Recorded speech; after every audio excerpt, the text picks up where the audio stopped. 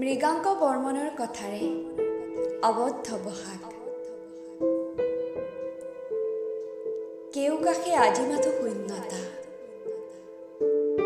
সম্প্ৰতি শূন্য বৰণহীন সময়ৰ নিদাৰুণ কেনভাছ। সময়ৰ আহ্বানত স্থগিত বহাগ, বীজাণুৰ শিকলিত শ্বাসৰুদ্ধ বহাগ। বহাগ নঙলামুখত কুঁহিপাত আৰু গাভৰুৰ বাৰ্তালাপ বহাগ। ফুলৰ চেৱত গুজৰি উঠা উন্মাদিত শিহৰণ বহাগ। শিপিনীৰ গামোচাৰ ভাস্কৰ্য খনিকৰ বহাগ। গছৰ ডালত কুলিৰ সুৰীয়া মাত, ঢেঁকীশালত ঢেঁকীৰ মুখৰিত শব্দ, হাতত বোলোৱা জেতুকা ৰঙা ৰং, ধূলিময় চতৰ নিস্তেজিত আৱৰণ ভাঙি অহা চিৰযৌৱনা বসন্তৰ প্ৰথম জাক বৰষুণ বহাগ।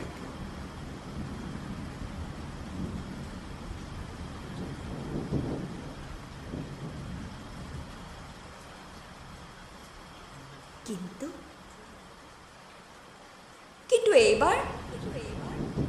এইবাৰ আবদ্ধতাৰ দাবানল।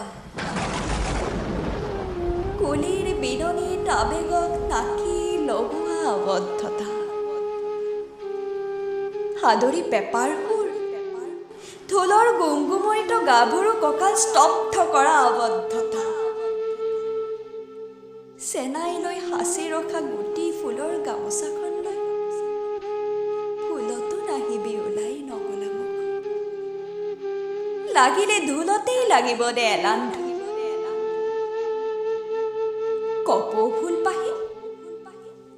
কপৌ ফুলপাহি কোপাতে গুজি মুগাৰ সাজেৰে ঢোলৰ শব্দৰ পন্থেৰে কামনা কৰ তই আজি ৰুদ্ধ, কৰ তই আজি ৰুদ্ধ।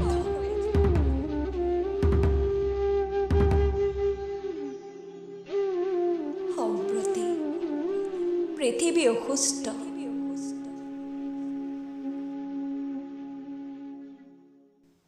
ৰঙালীক ৰংহীন কৰা তেজপিয়া বীজাণুৱে পি খাইছে বহাগৰ তেজ। স্তব্ধ কৰিছে অযুত সম্ভাৱনাৰ শিহৰণ। শিল্পীক স্পৰ্শ কৰা, চৰ্ত হেৰুওৱা মৃত্যু শিল্পৰ ভাস্কৰ্যয়া বিভীষিকা।